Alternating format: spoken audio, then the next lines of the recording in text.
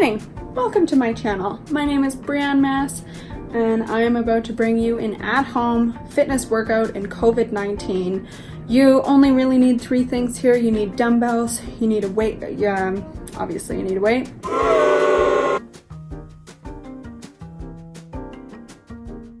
So super easy to follow. You can do more or less if you want in the workout. It's totally your call.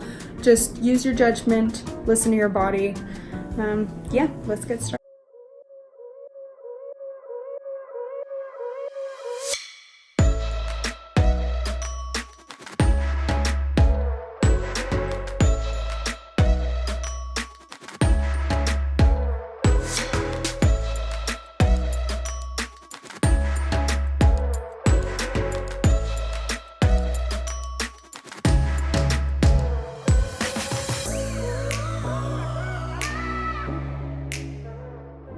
Hey guys, okay, so as we get started with this warm-up, I'm just going to talk through a voiceover here. So with these squats, you just want to make sure that everything is stacked over top of each other and you're pulling your hips through at the very top of the motion. So your knees are kind of tracking over those pinky toes and your ankles are just kind of underneath the shoulders. And as we come through to this squat jump, you're pulling the hips up, and it also really helps with the power of the jump as well to really kind of warm your body up. And as we go through these arm circles, I'm doing them because I want to get that range of motion around the joint just to warm up my arms before I do any kind of upper body activity.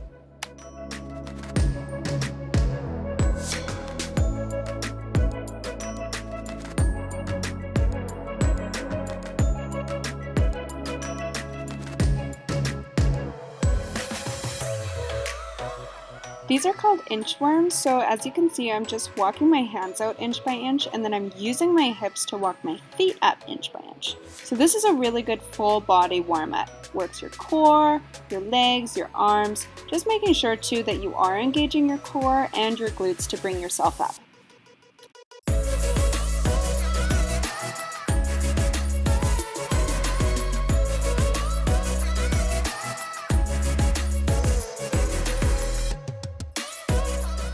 Okay, so what I'm doing is I'm putting the heavy band over the top of my knees, and I am putting my knees over top of my pinky toes. So the band is really good because it kind of reminds you to push your knees outwards. So you're working your abductors, your glutes, and as you can see, I'm just staying in that semi-squat, and I'm not coming up as I bring my feet together. So this will really give you a good burn in your glutes and your legs, and it's really good, and I can feel it there. Now let's start our workout. What's up guys? I'm just going to quickly interrupt here. As I'm editing this, I just realized that you might not know what superset is, so I'm just going to quickly explain that. Basically, what supersetting is it's going in between 2 or more exercises. So in a nutshell, we're going to do bicep curls, and then we're going to superset that, which means go between bicep curls and shoulder press. Now, I only did it for 2 sets. You could do it for 3 or more, or however many you want, but we're just going to go in between that, and then after that, we're going to rest. Bicep curls, straight into shoulder press, rest for about 45 seconds, and then start over. That's what superset means. Okay, so for the bicep curls, you want to make sure that your shoulders are pushing down and they are not coming up into your neck. And you're I know I'm having a little bit of a sway there. You actually want to stay still. I swear I'm feeling it in the right places, but it is really important to stay still to be able to feel it in the right areas.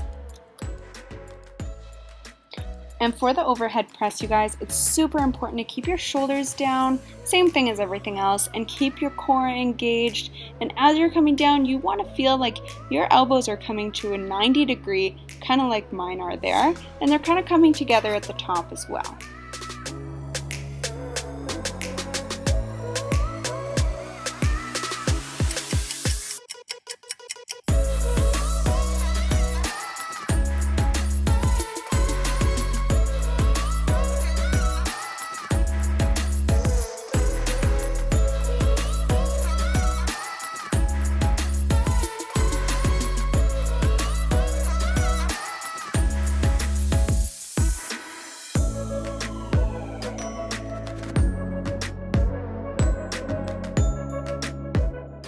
For lateral raise, you want to make sure that your arms are coming out to the side, but you can also see your thumbs in that top of the way in your peripheral vision.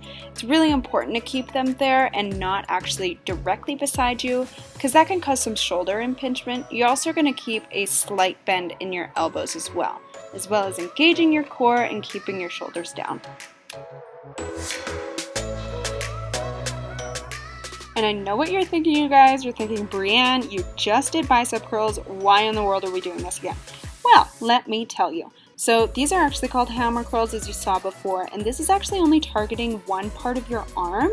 So it's targeting that kind of like that front part of your arm, the anterior part, and it's just really specific to that part of your arm, to put it in a nutshell for you.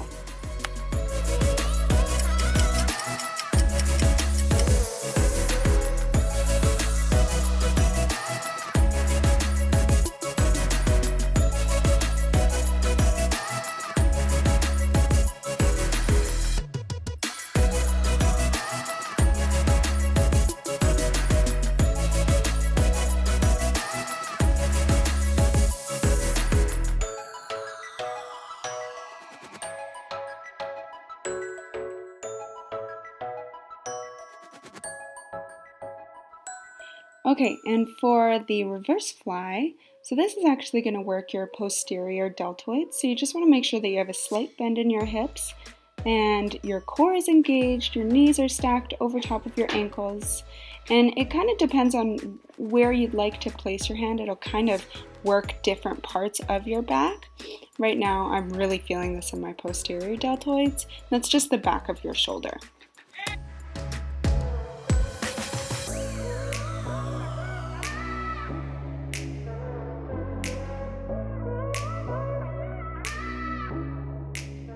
So same thing with the goblet squat here, you guys. It's kind of a variation of a front squat, as it's just called a goblet squat, and you're just kind of holding the weight as you see I am there. You're going to feel this in your back, your quads, your glutes, and again, just like with everything else, you are keeping your shoulders down and your knees over your toes.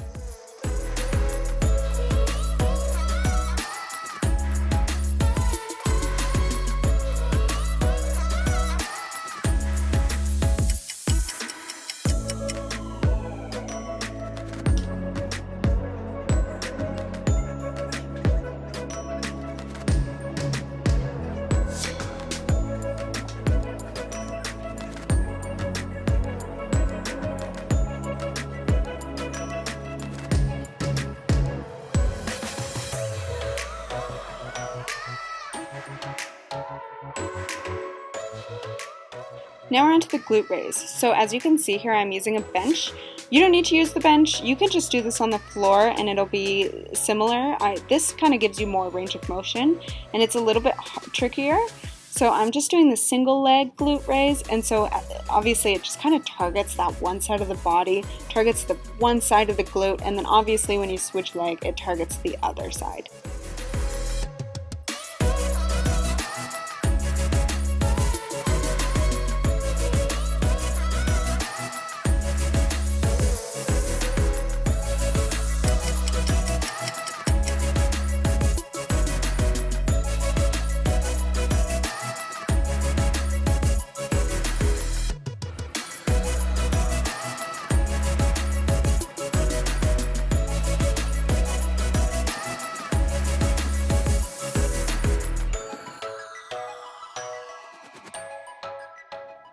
I just sped this side walk up just because you already saw it at the beginning. Now I know I can go down a little further, but I promise you I already feel it. And going all directions in this walk, you guys, basically what I'm doing is I'm just kind of targeting all over my legs. So obviously with this, I'm targeting the front, and then as I move into the backward part, I'm targeting the back part of my leg.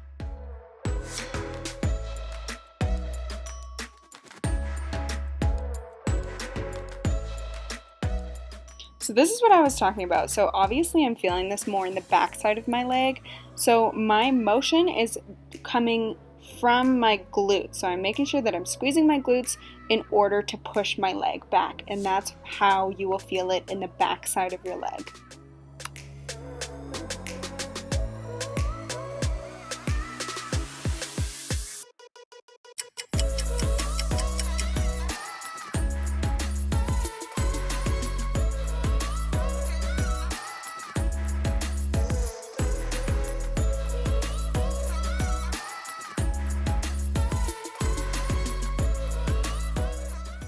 I like to use a wall for this exercise. It's a lot easier.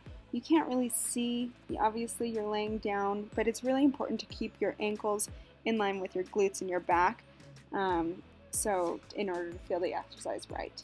You can see that I'm pushing my hip forward with my hand. That's just to make sure that I can feel this exercise in the right places. If you push your hip back, which is easy to do and easy to forget about, you won't feel this in the right places, or it'll just be super, super easy. This exercise is super, super good for any kind of knee injury. It helps strengthen the knee, strengthen your abductors and your glutes as well.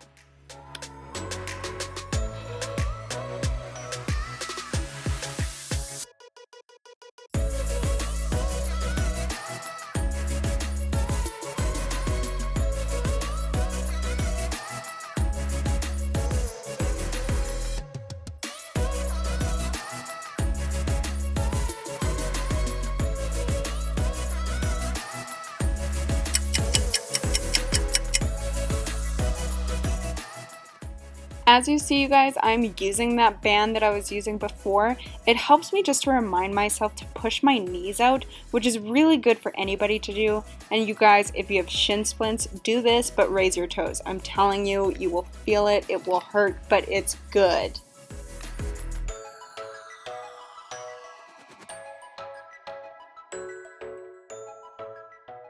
Okay, let's talk about our core. So a main mistake that everybody makes, or almost everybody that I see, they pull their head up with their hands, and they can only feel this exercise in their neck. That's how you know you're doing it wrong. So with these movements, any type of crunch where you're doing with your core, you want to feel it in your core. So you need to be using your core to pull yourself up. I call these toe taps. But what I'm thinking about here, you guys, is I'm lifting my chest, not my head. So that's just something that's really good to think about moving forward, lifting from your chest and your core instead of your head or neck. Now where I'm plank, you guys, just make sure that you are in a straight line with your back. You're squeezing your glutes and you're squeezing your core. Remember, this is a full body exercise. It's at the end, so you want to squeeze everything and really feel the burn. Bam! Just like that, you're done. But not before you get a good stretch in. Just kidding. But I'm not kidding though. Okay, anyways, it is actually really important to stretch after a workout, you guys. It just really helps the recovery process, and it also helps just to relax your mind and kind of get into that zen. Get ready to start your day. I did do this workout at 6 a.m. So this really helped me just wake up and get ready for the day. If you guys do want to see a stretching video though, just let me know in the comments. Guys, I'm done my workout and my baby's up, so we're gonna go say good morning. Hello, sweetheart. Hello, baby. Hello, baby. Oh, hi. Good morning. Good morning. Hello, honey. Oh, hello. Oh, dear baby Joey, there you go. Oh! Yes, there's the camera. That's you. Alright guys, I'm going to finish off today's workout video there. Now that Joey's awake, I'm going to have my coffee. We're going to go down, we're going to have breakfast. Yes, we are. And I hope you guys enjoyed the video. Remember to stay fit during this time. It's crazy, I know, and it might be just a little bit boring, but stay fit. It's really important, especially now, to maintain good health. All right. Oh boy. Bye. Okay.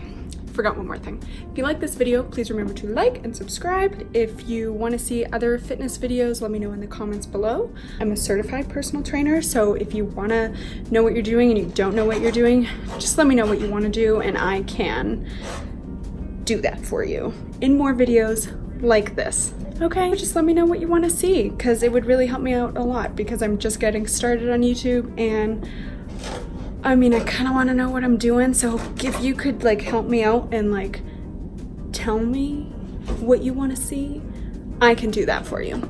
Cool. Cheers. Goodbye.